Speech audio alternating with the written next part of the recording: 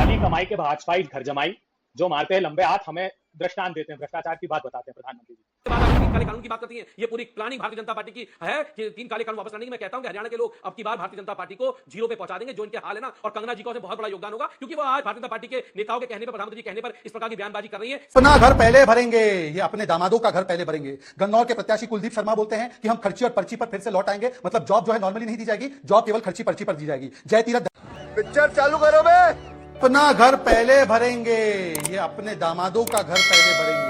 गन्नौर के प्रत्याशी कुलदीप शर्मा बोलते हैं कि हम खर्ची और पर्ची पर फिर से लौट आएंगे, मतलब जॉब जो है नॉर्मली नहीं दी जाएगी, जॉब केवल खर्ची पर्ची पर दी जाएगी। जय तीरथ दहिया जो 2 बार के विधायक है वो बोलते हैं हमारी तो पार्टी के टिकट बिक रहे हैं, बाकी क्या क्या बिकेगा आप देख लीजिए। शारदा राठौड़ कहती है कि चमड़ी और दमड़ी के हिसाब से हमें टिकट मिलते हैं। 10 सेकंड और, बहुत महत्वपूर्ण विषय है, बहुत महत्वपूर्ण। अंजना जी, चमड़ी और दमड़ी मतलब सेक्सुअल फेवर एंड करप्शन। अब तो कांग्रेस सत्ता में नहीं आई, वहां पर वो महिलाओं का शोषण कर रही है। और आखिरी में कुमारी शैलजा, जो शायद आपको भी इंटरव्यू कल दे रही थी, कुमारी शैलजा बोल रही है टिकटों में बंटवारे में बहुत बड़ा अन्याय हो गया। अभी आलोक शर्मा जी इतना बड़ा बड़ा ज्ञान बांट रहे थे ना, उनसे बोलिए अधिकृत रूप से कुमारी जी को एक बार सीएम घोषित कर दे, सीएम चेहरा। एक बार अभय दुबे जी, पूरा शो निकल जाएगा। अभय दुबे जी की जुबान से निकल नहीं पाएगा कि कुमारी शैलजा जी सीएम कैंडिडेट, क्योंकि हुड्डा जी का फोन आ जाएगा, सीधा डायरेक्ट ऑन एयर आ जाएगा फोन कि अभय जी कैसे बोल दिया तुमने। तो इसलिए मैं कह रहा हूँ सोच समझ के बोलना अभय जी। ठीक है अभय जी, अब आप मोर्चा संभालिए कांग्रेस पार्टी की तरफ से। ये हरियाणा में बहुत चल रहा है, बिना पर्ची बिना खर्ची। बीजेपी कहती है हम नौकरी देंगे, और इधर से आपके 2 नेताओं का बयान, पर्ची खर्ची का फिर से आना। देखिए, वो कह रहे हैं कि दामाद दरअसल भ्रष्टाचार का एक प्रतीक बनाकर बीजेपी कांग्रेस पार्टी के खिलाफ रख रही है वहां पर। आपका उस पर जवाब, भ्रष्टाचार के सीधे आरोप। अभी बदत है भाई, अभी बदत है। काली कमाई के भाजपाई घर जमाई, जो मारते हैं लंबे हाथ, हमें दृष्टांत देते हैं, भ्रष्टाचार की बात बताते हैं प्रधानमंत्री। पूरे देश भर में घूम के भ्रष्टाचार इकट्ठे कर लिए, और सबसे बड़े तो आपके दोनों दामाद, वो घर जमाई अडानी अंबानी। अब पूरा हरियाणा ये कह रहा था कि जैसे 9 साल में खट्टर साहब को हटाया, मोदी जी की रैली मत दीजिएगा, पूरे साफ हो जाएंगे। तो मुझे लगता है भाजपाई सत्ता के ताबूत में आखिरी कील ठोकने के लिए प्रधानमंत्री जी हरियाणा की भूमि पर आ गए। प्रधानमंत्री जी जो हरियाणा को बेतहाशा जख्म दिए, वो क्या भूल पाएगा हरियाणा? आपने कृषि के काले क्रूर कानून लाए, 700 किसानों की शहादत हुई, श्रद्धांजलि सदन में नहीं देने दी। अब आपने फिर से एक सांसद कंगना रनौत को लगा दिया कि काले कृषि के क्रूर काले कानून लेकर आएंगे। फिर से आपने लोनी के विधायक नंद किशोर से कहलवा दिया कि कहो कि कृषि के काले कानून जो कंगना कह रही है वो फिर से हम लेकर आएंगे। प्रधानमंत्री जी, करनाल के वो आयुष सिन्हा एसडीएम के माध्यम से खट्टर साहब ने जो आदेश दिलवाया था कि किसान एक कदम भी आगे बढ़े तो सिर को लहू लुहान कर देना, और मार मार के लहू लुहान कर दिया, ये किसान भूल पाएंगे? शुक्र देश संकट में है के सिर में 5 से गोली मार दी प्रधानमंत्री जी, एक किसान जो अपने फसलों के दाम मांगने दिल्ली के दरवाजे पर आया था, और सर्वोच्च अदालत चले गए कि हम जांच नहीं चाहते। क्या किसान माफ कर पाएगा? और किसके कहने से कृषि के काले कानून लाए थे? इस पन्ने से बड़ा खुलासा हुआ है। एक अमेरिका का उद्योगपति था जिसने नीति आयोग में दस्तावेज दिए थे, शरद दाले, जिसने कहा था कि ये कृषि के क्रूर काले कानून लेकर आइए। प्रधानमंत्री जी, ये देश आपको माफ करने वाला नहीं है। 50 बड़े पूर्व मंत्री, विधायक, पूर्व सांसद आपकी पार्टी को छोड़कर चले गए, 50 से ज्यादा। और कौन कौन? ओबीसी वर्ग का आपका अध्यक्ष, ओबीसी का जो भारतीय जनता पार्टी का मोर्चे का अध्यक्ष है, किसान मोर्चे का अध्यक्ष सुखविंदर कांडा, वो आपकी पार्टी को छोड़कर क्यों चला गया जानते हैं आप? क्योंकि आरक्षण पर आपने आघात किया। आप कहते थे 400 सीटें दीजिए, हम आरक्षण संविधान को बदल देंगे, आरक्षण पर आघात करेंगे। 240 सीटें आने के बाद भी आरक्षण पर वाद किया। 45 पदों की lateral entry, deputy secretary, secretary, director के पद, वो तो भला और राहुल गांधी जी ने मुखरता से आवाज उठाई और आपको उस पर रोक लगानी पड़ी प्रधानमंत्री जी। सार्वजनिक उपक्रमों में क्या दिया लोकसभा में जवाब? जिस देश का विद्वान ही चूतिया हो। 4,80,000 पद हैं एससी एसटी ओबीसी के, शेड्यूल कास्ट के 1,80,000 पद आपने कहा समाप्त कर दिए जाएंगे। 1,02,000 पद शेड्यूल ट्राइब के आपने कहा समाप्त कर दिए जाएंगे। ओबीसी के 1,90,000 पद आपने कहा समाप्त कर दिए जाएंगे। आरक्षण पर आप वार कर रहे हैं, प्रधानमंत्री क्षमा नहीं किया जाएगा। और बेटियों को घसीट घसीट के मारा आपने। बड़े ओलंपियंस की बात करते थे, वहां गोल्ड मेडलिस्ट बेटियां जब दिल्ली के दरवाजे पर आई कि यौन शोषण हो रहा है, प्रधानमंत्री जी आपको नाम से संबोधित करते थे आप उस बेटी को, लेकिन आपने उसको प्रोटेक्शन नहीं दिया और दिल्ली के दरवाजे पर घसीट के आपकी पुलिस ने मारा। ठीक है, ये भगवान क्या जुल्म है। था आपके सांसद जवान किसान पहलवान का मुद्दा है, पहलवान पर मैं उनसे जवाब लूंगी। तो सर रुकिए शहजाद जी, एक सेकंड। अभय जी, कुमारी शैलजा पर आपने कुछ नहीं कहा। उन्होंने कहा कि एक महिला के तौर पर, एक दलित समाज के नेता के भी तौर पर उनको सीएम बनने का पूरा हक है, इस पर आपने कुछ नहीं बोला। और जल्दी से एक बार बता दीजिएगा ना कि अभी तक राहुल जी की कितनी रैली हुई है हरियाणा?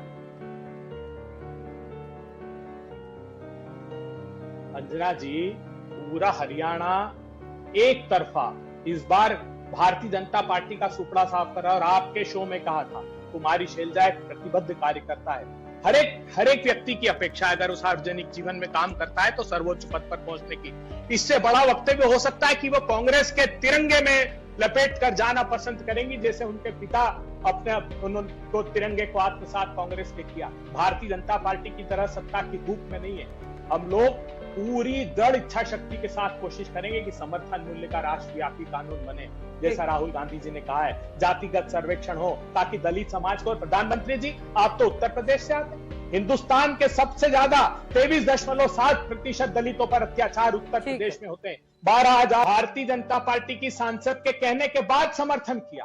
भाजपा की ये प्रवक्ता का स्टेटमेंट आने के बाद समर्थन किया नंद किशोर ने, जो लोनी से विधायक है। और मैं पूछना चाहता हूं प्रधानमंत्री जी विनम्रता से, क्या सबसे ज्यादा शहादत हरियाणा के किसानों की नहीं हो रही जम्मू कश्मीर में? आप जब जम्मू यहां पर आए हरियाणा में, प्रदीप नरवान, उसकी गर्भवती पत्नी, एक युवा 24-25 साल का, उसकी शहादत हो गई वहां पर। उसके पहले मिस्टर मोहित कलकल मेजर बनने से रह गया, उसकी शहादत हुई। 26 हमले हुए पिछले 100 दिन में। जिस दिन आपका मंत्रिमंडल शपथ ले रहा था, जम्मू के रियासी में 50 राउंड फायरिंग हुई और जो श्रद्धालु थे वहां के मंदिर जाने वाले, 9 लोगों की हत्या कर दी गई और 41 लोगों को गंभीर रूप से घायल कर दिया। प्रधानमंत्री जी, आपको जरा भी दुख नहीं होता अग्निवीर जैसी स्कीम? और आपने कहा था सेना ने 30 साल से प्रयास किए। नहीं, नरवणे साहब ने अपनी किताब में लिखा कि समूची सेना चौंक गई थी जब ये इसकी घोषणा की गई। आप प्रधानमंत्री बने थे, सबसे पहला निर्णय क्या लिया था? एक के बाद एक जमीन हथियाने के 3 अध्यादेश लेकर आए थे। राहुल गांधी और किसान सड़कों पर उतरे, आपकी सरकार को घुटने फेंकने पड़े, आपको नाक रगड़ने पड़े इन 3 काले कानूनों को वापिस लेने के लिए। क्या आप फिर से वो दोहराना चाहते हैं? आपने किसानों का 150 छोटा सा जवाब शहजाद जी, वरना ये कांग्रेस बीजेपी की लड़ाई रहेगी, बाकी दोनों बोल नहीं पाएंगे। करोड़ रुपए एकदम छोटा सा, सिर्फ 2 लाइन, निजी कंपनियों को कमवा। सिर्फ 2 लाइन का जवाब। बिल्कुल समझता हूँ मैं आपकी पोजीशन, बिल्कुल हाँ बिल्कुल अंजना जी, आपका पूरा सम्मान करते हुए 2 ही लाइन बोलूंगा। अंजना जी, मेरा सवाल बहुत स्पेसिफिक था। कंगना रनौत ने अपना statement categorically unconditionally withdrawn from the public domain. अब मैं कांग्रेस से स्पेसिफिकली, केरला पे नो एमपीएमसी है, इनका 2019 का manifesto has it been withdrawn, ये स्पेसिफिकली पूछा। और दूसरी बात, अभी उन्होंने हमारे सेना के लोगों की शहादत की बात की। सड़क का गुंडा किसने कहा था सेना प्रमुख को? चूतिया बनाया तुमको। और पाकिस्तान से बातचीत करने की बात जम्मू कश्मीर में नेशनल कॉन्फ्रेंस कर रहा है, जिसका स्वागत पाकिस्तान के खाजा आसिफ कर रहे हैं। इस पर स्टैंड ले लीजिए। भाई जी, आप कोई चीज पर स्टैंड नहीं लेते। कुलदीप कुमार जी, किसी भी कुलदीप कुमार जी, सीधा देने के बदले आपकी पार्टी पर ये आरोप लग रहा है कि आप कांग्रेस पार्टी की, क्योंकि देखिए मैंने भी भूपेंद्र हुड्डा जी का इंटरव्यू किया, उन्होंने कहा कि हमने अच्छा ऑफर दिया था जो उनकी स्थिति है हरियाणा में उसको देखते हुए, लेकिन उन्होंने ऑफर स्वीकार नहीं किया, इसलिए गठबंधन नहीं हो पाया। ऐसे में आप किसकी तरफ से काम कर रहे हैं? सवाल ये इसलिए पूछा जा रहा है क्योंकि बीजेपी कह रही है कि अब आप लोग आइडियोलॉजिकली कांग्रेस पार्टी के करीब हो गए, जिनके विरोध में आप राजनीतिक पार्टी बने थे, क्योंकि आप गठबंधन करना चाह रहे थे, हो नहीं पाया। अंजना जी, ये आरोप हम बहुत झेल चुके हैं।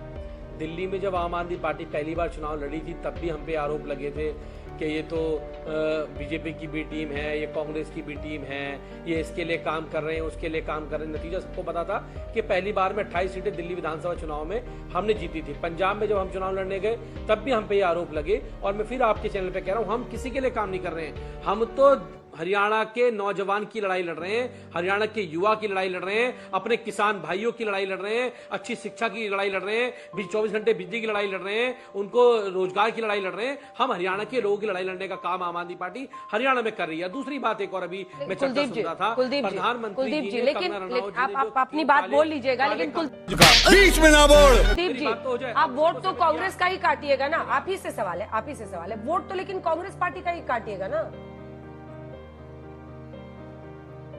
मेरा आपसे निवेदन है कि कृपया आप ये एनालिसिस मत कीजिए। आपका एनालिसिस अभी फेल हो चुका है। 400 सीटें देश के आप बीजेपी को दे रहे थे, 240 से बीजेपी अटक गई। आप कह रहे थे उत्तर प्रदेश 75 सीटें आ रही हैं, वो कहां के अटक गए। तो आप ये एनालिसिस मत कीजिए हम किसका वोट काट रहे हैं। हम किसी का वोट काटने के लिए नहीं चुनाव लड़ रहे हैं। हम हरियाणा के लोगों को रोजगार की लड़ाई लड़ रहे हैं, 24 घंटे बिजली की लड़ाई लड़ रहे हैं, अच्छी शिक्षा, अच्छे स्वास्थ्य की लड़ाई लड़ रहे हैं। और आम आदमी पार्टी के बिना हरियाणा में किसी की सरकार बनने नहीं जा रही है। यह आपके चैनल पे बैठ के पूरी जिम्मेदारी से मैं कह रहा हूं। और दूसरी बात क्यों नहीं बनेगी, हरियाणा के किसानों की लड़ाई हमने लड़ी है। अंजना जी, मुझे याद है कि जब 3 काले कानून आए हरियाणा के कि हमारे किसान भाई जब दिल्ली आ रहे थे तो दिल्ली के बॉर्डर के दिल्ली के अंदर उन्हें स्टेडियम बनाने के लिए परमिशन मांगी गई, लेकिन अरविंद केजरीवाल जी ने एक झटके में सारी परमिशन को कैंसिल किया और एक भी स्टेडियम को जेल नहीं बनने दिया। हमारे किसान भाइयों के जब यूपी बॉर्डर पे, हरियाणा बॉर्डर पे जब उनको पानी बंद कर दिया गया था, टॉयलेट छीन लिए गए थे, तो अरविंद केजरीवाल जी सरकार और आम आदमी पार्टी उनकी लड़ाई लड़ने का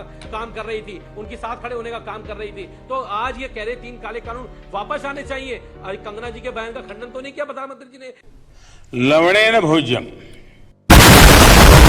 सारी इधर उधर की बातें करी। अरे कंगना जी की बात पे क्यों नहीं बोले प्रधानमंत्री जी, वो आके बोले ना। लेकिन नहीं, इनकी ये मानसिकता है। कंगना रनौत पहले आके किसानों के ऊपर सवाल खड़ा करती हैं, उनको पता नहीं क्या क्या कहती हैं, और उसके बाद आके अब 3 काले कानून की बात करती हैं। ये पूरी प्लानिंग भारतीय जनता पार्टी की है कि 3 काले कानून वापस लाने की। मैं कहता हूं कि हरियाणा के लोग अब की बार भारतीय जनता पार्टी को 0 पे पहुंचा देंगे। जो इनके हाल है ना, और कंगना जी का उसमें बहुत बड़ा योगदान होगा, क्योंकि वो आज भारतीय जनता पार्टी के नेताओं के कहने पर, प्रधानमंत्री जी कहने पर इस प्रकार की बयानबाजी कर रही है। शहजाद जी कितना भी खंडन कर ले भाई, आपकी पार्टी की सांसद है, आप बार बार कहते रहोगे, बार बार कुछ भी कहते रहोगे किसानों के बारे में, और आके माफी मांगते रहोगे। इतने बेवकूफ नहीं बनने वाले देश के। अगर हम करें तो करें क्या, बोले तो बोले क्या। बहुत सिंपल सी टिप आपके साथ शेयर करती हूँ। अपने हाथ को इस तरीके से रखिए। If you look at this from your side, आपका लेफ्ट हैंड आपको बी के जैसे दिखेगा और राइट हैंड आपको डी के जैसे दिखेगा। B and D. बी थोड़ी मर्यादा रखिए।